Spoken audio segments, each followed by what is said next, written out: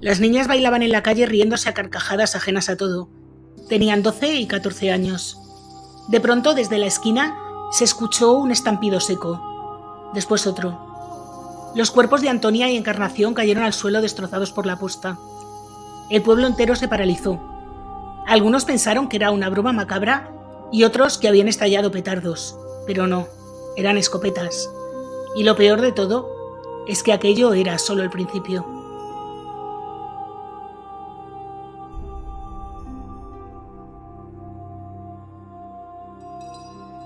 Hola a todos, yo soy Julia y hoy os traigo un caso clásico de la crónica negra española, un caso del que todo el mundo ha oído hablar, pero también es un caso del que no siempre se recuerdan todos los detalles. Ocurrió en un pueblo extremeño de esos que hasta entonces apenas aparecían en los mapas y que de repente se convirtió en sinónimo de horror. El nombre de ese pueblo es Puerto Urraco y lo que ocurrió allí es uno de esos sucesos que muestran hasta dónde puede llegar el odio cuando se alimenta durante generaciones. Si quieres saber más, sé bienvenido. Aprovecho para agradeceros que veáis mis vídeos y ya sabéis que si os gustan os podéis suscribir, dejarme un like, activar la campanita, comentar, compartir y todas estas cosas, que a vosotros no os cuesta nada y a mí me ayuda un montón.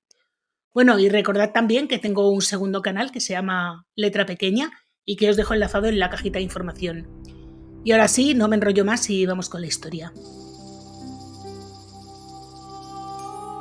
Para entender nuestro caso de hoy hay que comenzar por el escenario. Puerto Urraco es un pueblo extremeño en plena comarca de La Serena rodeado de secano, olivares y ganado. Apenas un centenar de vecinos en invierno que se multiplicaban en verano con la llegada de los hijos y nietos emigrados. Veraneantes que venían desde Madrid, Cataluña o el País Vasco a pasar las vacaciones. Calles encaladas, sol de justicia y como telón de fondo la dureza de la vida en una Extremadura castigada por el paro, la emigración y la pobreza. En aquel microcosmos de los años 90, como en tantos otros pueblos pequeños, todos se conocían. Y todos sabían que había dos familias que no podían ni mirarse. Los Izquierdo, apodados los Patas Pelás, y los Cabanillas, conocidos como los Amadeos. La enemistad evidentemente no surgió de la nada. Primero fue una cuestión de tierras, unas lindes mal delimitadas, discusiones sobre todo de dónde empezaba y terminaba cada parcela. Y esto es muy normal porque en el campo la única fuente de sustento era 1 metro de tierra más o menos y esto podía convertirse en un problema de vida o muerte. Después del problema con las lindes llegó el capítulo amoroso. Luciana Izquierdo se enamoró de Amadeo Cabanillas. Hubo noviazgo, se habló incluso de boda y durante un tiempo pareció que aquella unión podía sellar la paz, pero no. Todo saltó por los aires cuando Amadeo rompió el compromiso. Se dijo que había sido fruto de una discusión por un tractor que había entrado en tierras ajenas. Se habló de desplantes públicos y de humillaciones que en pueblos así pesan todavía más que un juicio o una cuestión legal. Lo que sí quedó bastante claro luego con el paso de los años es que Luciana, la hermana mayor de los hermanos Izquierdo, nunca olvidó la afrenta, y sus hermanos tampoco. En especial Jerónimo, que era el mayor de los chicos. El 22 de enero de 1967, Jerónimo esperó a Amadeo en una era cercana. Y le esperó no para tener un simple intercambio de opiniones, sino para acabar con él con un cuchillo. Fue un crimen brutal que dejó helado a Puerto Urraco. El pueblo, que vivía un equilibrio frágil, comprendió enseguida que aquella historia no había terminado, es más, que apenas había empezado.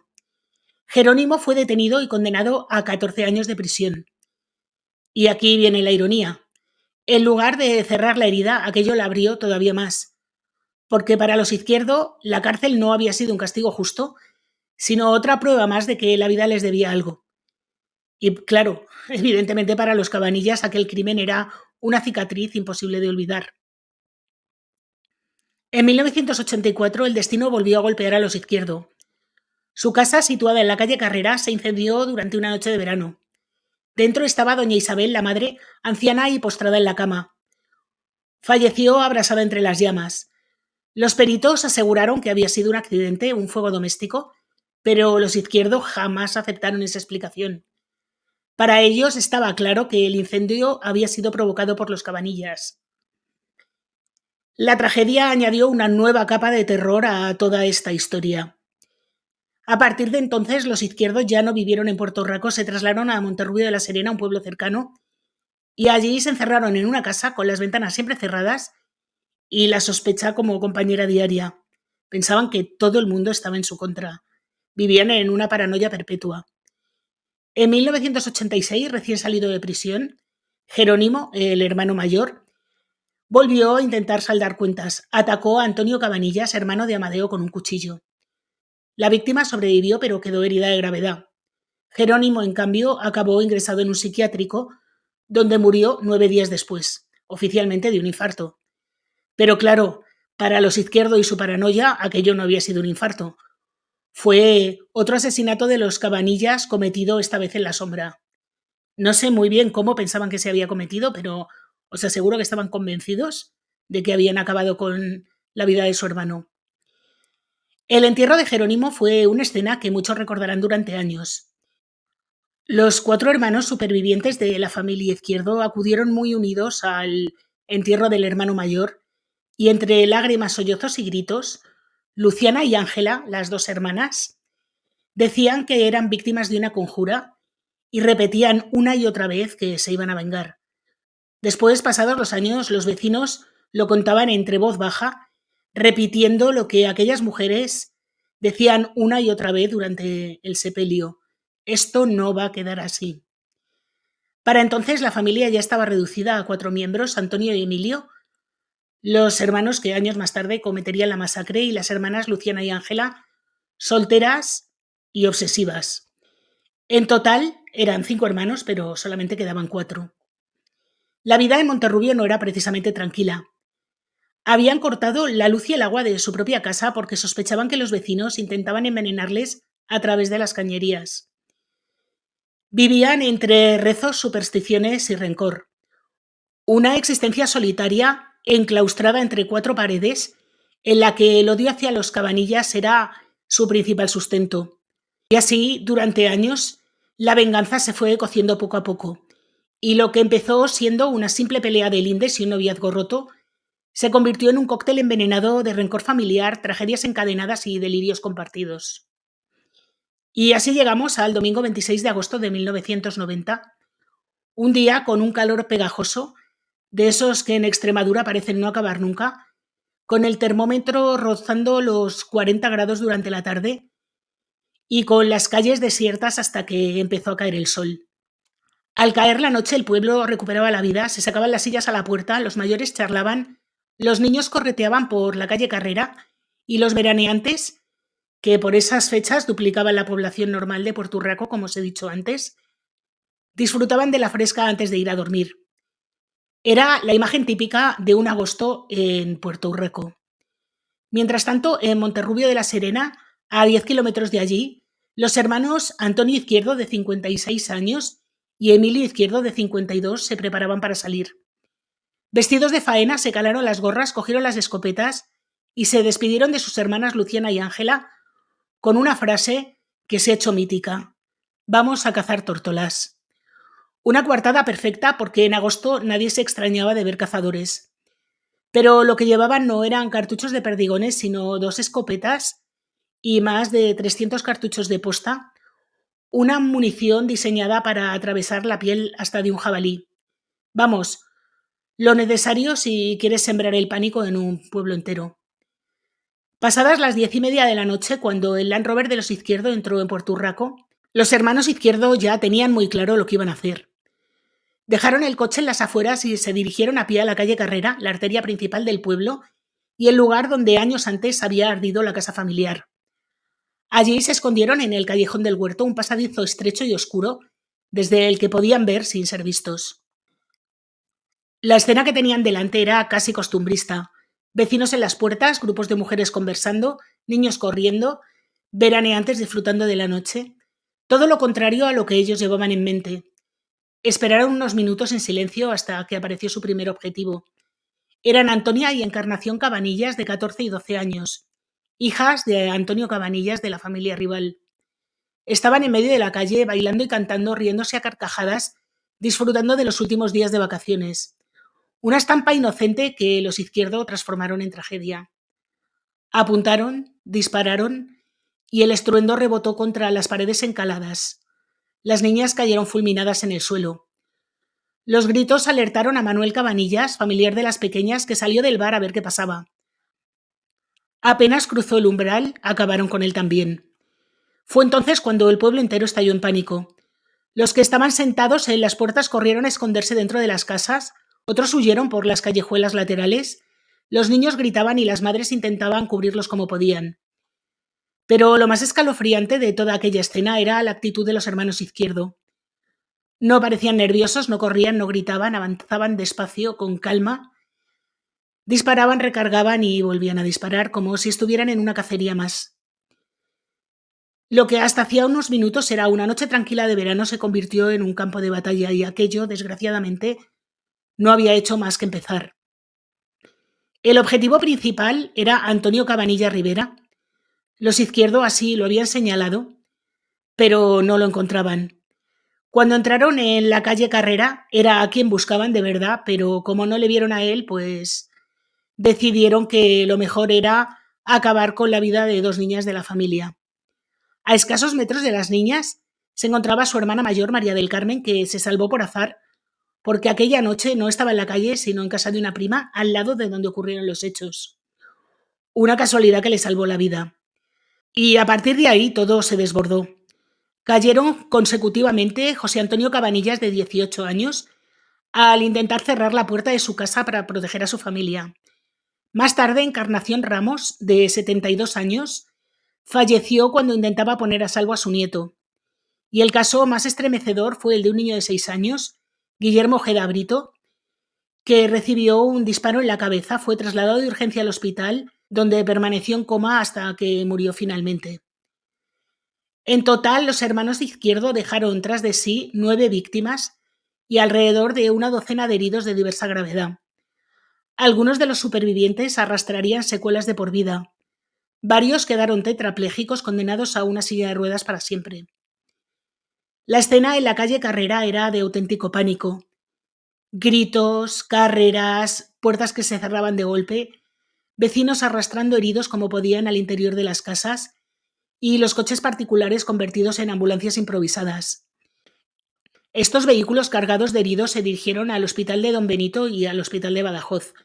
En cuestión de minutos, aquel pueblo de apenas 100 habitantes en invierno se transformó en un escenario de guerra.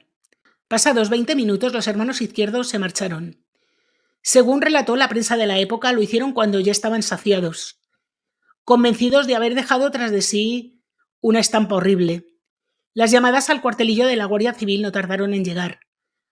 A las 10:30, el puesto de Cabeza de Buey recibió la alerta y se puso en marcha un plan de acción.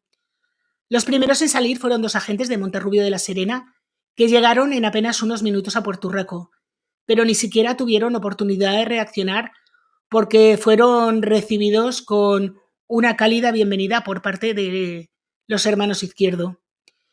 El primero en recibir un impacto fue Juan Antonio Fernández Trejo, que sufrió un traumatismo torácico y una herida con entrada en la zona de las costillas. Su compañero Manuel Calero Márquez recibió una herida grave en la pierna izquierda. Ninguno de los dos llegó a bajarse del coche.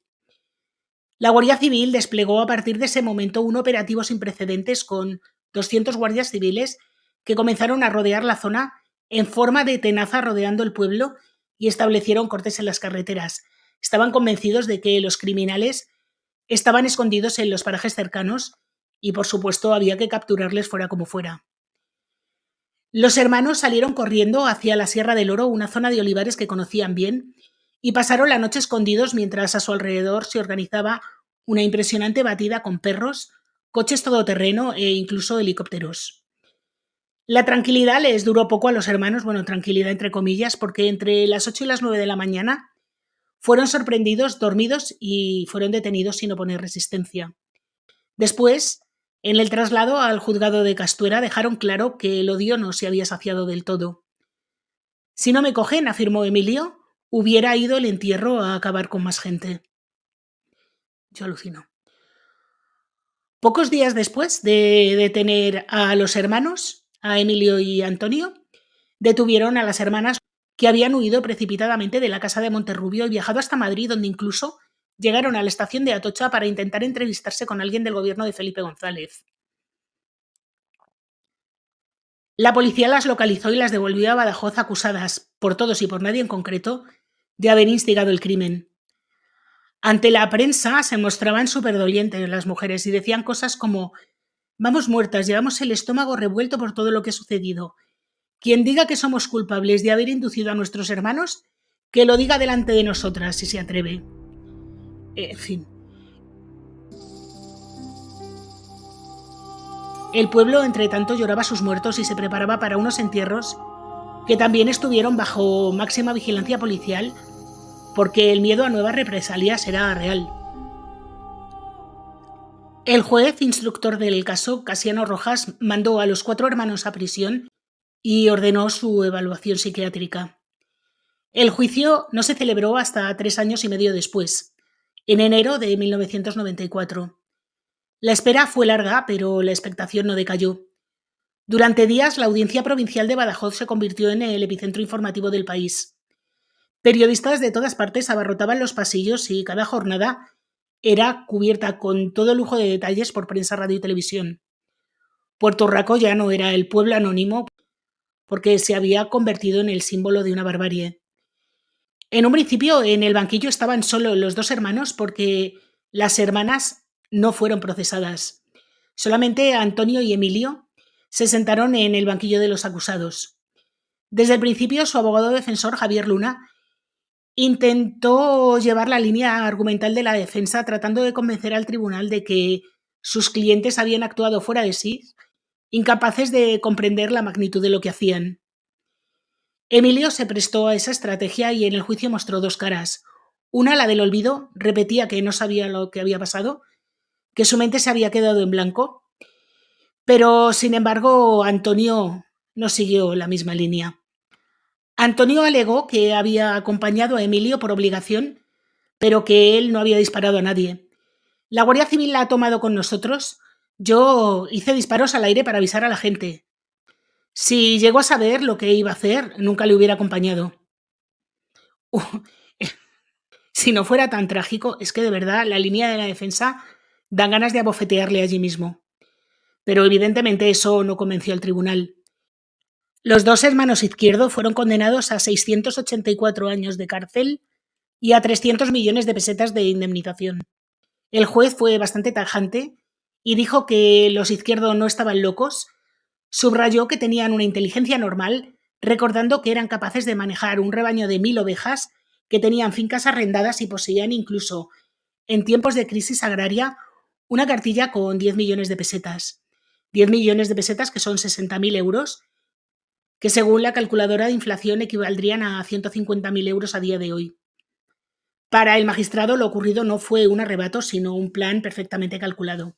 En la sentencia, el juez escribió que los acusados habían perfilado un plan de exterminio del mayor número de habitantes posibles de la localidad de Puerto Rico, que habían elegido el callejón y la noche porque conocían las costumbres de sus vecinos y sabían que a esa hora y desde ese lugar podrían acabar con más gente.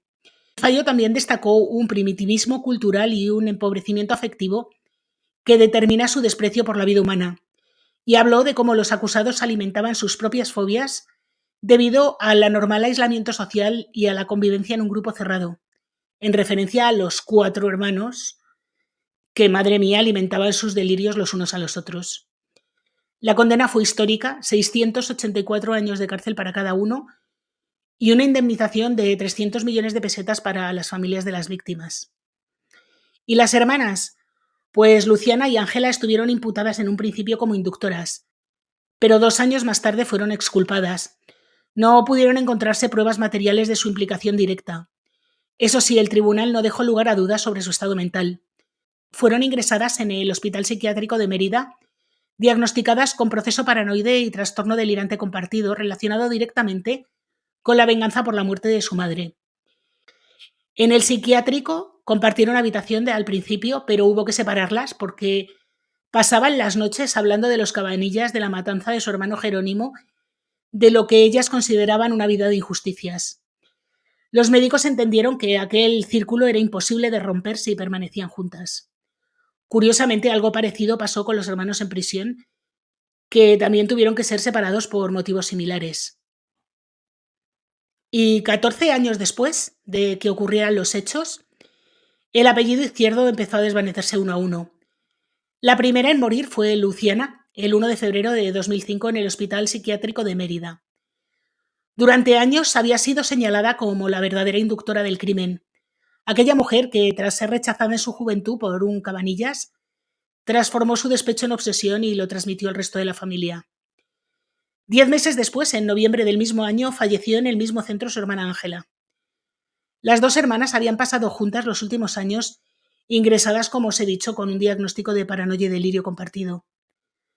Un año después, el 13 de diciembre de 2006, falleció en la prisión de Badajoz Emilio Izquierdo. Tenía problemas de corazón. Fue hallado sin vida en su celda por un funcionario.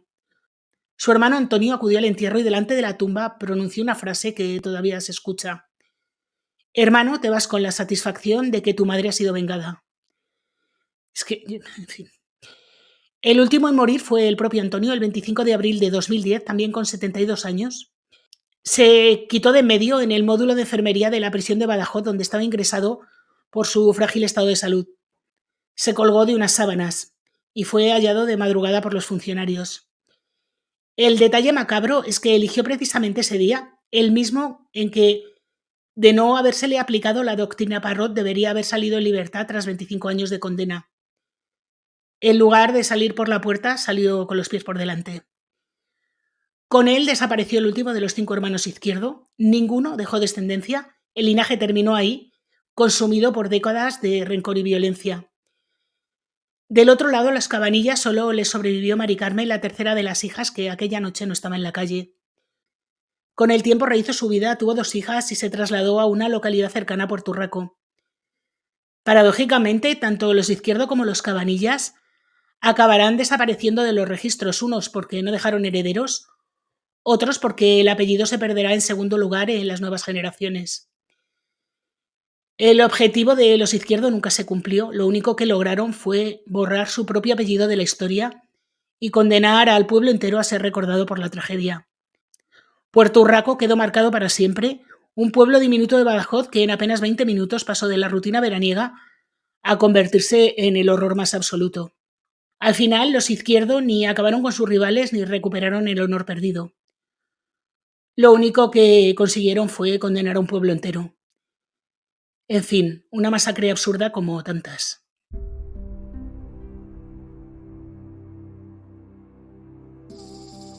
Y es precisamente de estas otras tragedias absurdas de las que os quería hablar ahora.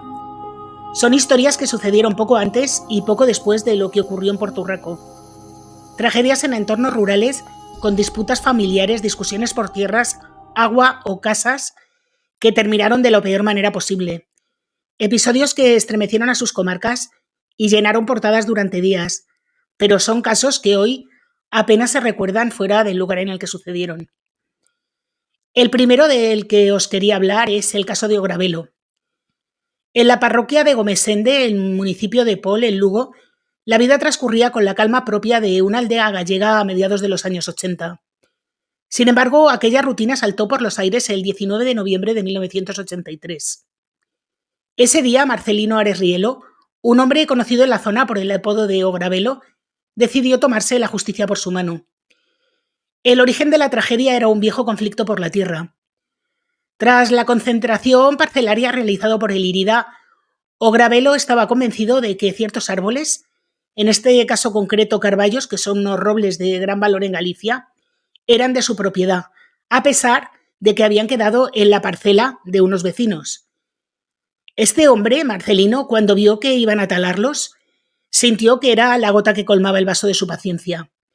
Así que decidió tomar una escopeta e ir a la finca en la que estaban talando los árboles. Cuando llegó allí, abrió fuego contra los hombres que estaban trabajando. En cuestión de minutos murieron 4 personas: José Díaz Folgueira, su hijo José Luis Díaz Vila, su cuñado José Manuel Vila Feijó y Cándido Llanes Lamas. Solo uno de los presentes, Javier Llanes, logró salvar la vida. Según contaría después, le perdonó porque el hombre le suplicó por su vida, recordándole que tenía un hijo pequeño. La aldea quedó conmocionada porque habían abatido a 4 hombres en medio del campo que no se pudieron defender, todo por un conflicto agrario. El caso fue a juicio en Lugo, donde Ogravelo fue condenado a 56 años de prisión, 14 por cada víctima. También fue condenado a pagar 13,7 millones de pesetas a los familiares como indemnización. El tribunal rechazó la calificación de asesinato con alevosía y lo juzgó únicamente como homicidio, aplicándole además la atenuante de arrepentimiento espontáneo. Su paso por la cárcel fue bastante corto, no cumplió ni 15 años, y en 1998 gozaba ya del tercer grado y en 2003 se produjo su puesta en libertad definitiva, para asombro de muchos. Esta salida llegó además envuelta en polémica por la publicación de una biografía que él mismo había escrito en la cárcel, pese a que no tenía ni el graduado escolar. Y fue además una autobiografía que editó después de pedir un crédito de 12.000 euros. En esas cerca de 400 páginas contaba su realidad, unas memorias repletas de alusiones personales y con críticas a numerosas personas, entre ellas su abogado, su exmujer o el fiscal, y aseguraba que no se arrepentía de absolutamente nada y que esas personas habían intentado acabar con su vida con anterioridad. En fin, no sé. Es un caso terrible que a mí me parece que debería dársele cierta cobertura. Bueno, de hecho, hubo un documental, pero es un documental que no recuerdo ahora mismo cómo se llama, pero que es un documental que no ha tenido demasiada difusión.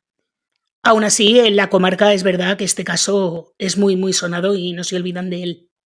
Unos años después ocurrió otro caso también horrible en Galicia, concretamente el 8 de marzo de 1989. Fue en la aldea de Surribas, en el municipio lucense de Chantada, que era un lugar pequeño y tranquilo, de esos en los que todo el mundo se conoce. Allí vivía Paulino Fernández Vázquez, un labrador de 64 años, que, pese a su apariencia de campesino discreto, llevaba tiempo obsesionado con una idea: que sus vecinos querían arrebatarle sus tierras, su ganado y hasta el agua de riego. Aquel pensamiento se convirtió en una paranoia que fue creciendo con los años. Paulino estaba convencido de que la aldea entera conspiraba contra él. Cada discusión, cada gesto, él lo interpretaba como una amenaza. Y el 8 de marzo de 1989, como os digo, una simple disputa por el turno de riego se transformó en la chispa que encendió el desastre. Esa tarde, hacia las 3:30, Paulino salió de casa armado con un cuchillo y comenzó atacando a un vecino que cortaba leña. Le hirió, pero logró sobrevivir. Pero Paulino no se detuvo. Sacó sus vacas a pastar, como si nada, y continuó caminando por los senderos de Surribas en busca de lo que él consideraba la gente culpable de sus desgracias. En pocos minutos descargó su furia sobre varios miembros de una familia, un matrimonio, la hermana de uno de ellos y otros vecinos que encontró en su camino. Incluso llegó a utilizar un hacha. El exterminio se extendió sin control. 8 personas perdieron la vida y 6 más resultaron heridas, varias de ellas de gravedad. Entre las víctimas estaban Avelina Moure, de 67 años, Emilio Ramos, de 66, José Lago y su esposa Celsa, la hermana de esta, Aurora San Martín, Maximino Sá y Amadora Vázquez. La aldea quedó paralizada. Muchos vecinos se encerraron en sus casas escuchando los gritos en la distancia sin atreverse a salir. El miedo se extendió como una niebla espesa, porque nadie sabía quién podía ser el siguiente. Cuando terminó su recorrido sangriento, Paulino volvió a su casa. Su hermano había resguardado a su mujer enferma y ciega en un rincón. Paulino prendió fuego a la vivienda y permaneció dentro hasta que las llamas se consumieron. Falleció allí mismo, reduciendo a cenizas el último escenario de su vida. El caso estremeció a Galicia. Un hombre obsesionado con la idea de que sus vecinos querían quitarle lo suyo había convertido un conflicto o un delirio en una masacre. Los informes hablaron después de delirio de persecución.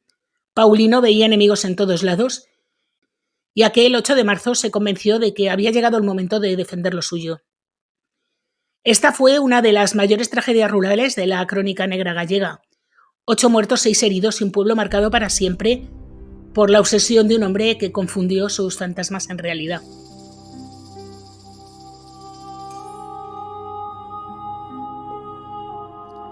Y bueno, hasta aquí el caso o los casos de hoy, porque estos 2 últimos que os he contado yo creo que ilustran muy bien lo que ocurría en España en una época en la que había un montón de conflictos rurales que empezaron a florecer.